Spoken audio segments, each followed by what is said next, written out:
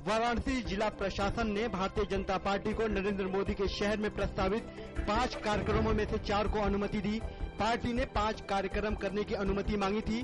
जिला मजिस्ट्रेट प्रांजल यादव ने कहा कि सुरक्षा कारणों से केवल बेनिया बाग की रैली को रोका गया। जिला प्रशासन ने वाराणसी में सुरक्षा कारणों से धारा 144 को लगाया। रैली की अनुमति न दिए जाने पर भाजपा कार्यकर्ता दिल्ली और वाराणसी में कर रहे हैं विरोध प्रदर्शन। भाजपा के प्रधानमंत्री पद के उम्मीदवार नरेंद्र मोदी ने रैली की अनुमति न दिए जाने पर निराशा व्यक्त की। मोदी ने ट्वीट कर चुनाव आयोग की निष्पक्षता पर सवाल उठाए। वाराणसी में नरेंद्र मोदी को चुनावी रैली की अनुमति न दिए जाने पर बीजेपी नेता अरुण जेटली ने चुनाव आयोग पर बोला हमला।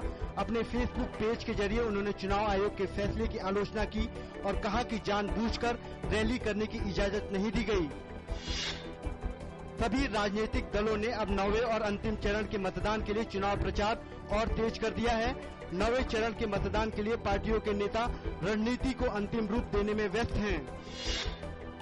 बसपा प्रमुख मायावती ने भाजपा और सपा पर आरोप लगाते हुए कहा कि ये दोनों ही पार्टियां उत्तर प्रदेश में सांप्रदायिकता और जातिवाद की राजनीति कर रही हैं। उन्होंने कहा कि इन दोनों पार्टियों ने चुनाव लाभ लेने के लिए आपसी सहमति बना ली है और ये दोनों आपस में मिली हुई हैं।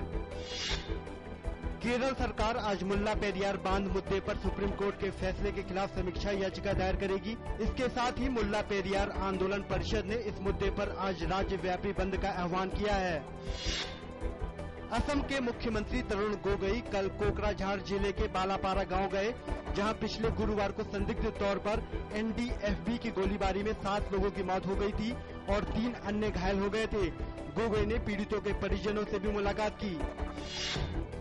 मुंबई पुलिस की आर्थिक अपराध शाखा ने 5,600 करोड़ रुपए के NSEL घोटाले में देश के कमोडिटी सेक्टर में फ्यूचर मार्केट की शुरुआत करने वाले जिग्नेश शाह को कल गिरफ्तार कर लिया। जिग्नेश शाह फाइनेंशियल टेक्नोलॉजी और नेशनल कमोडिटी एक्सचेंज लिमिटेड के निदेशक हैं। नागर विमानन महानिदेशालय ने सभी विमानन कंपनियों से उनकी उड़ान भरने से लेकर उतरने तक संपर्क बनाए रखने को कहा है। महानिदेशालय ने कहा कि संपर्क बनाए रखने के सभी तरीकों का अनिवार्य रूप से इस्तेमाल किया जाए।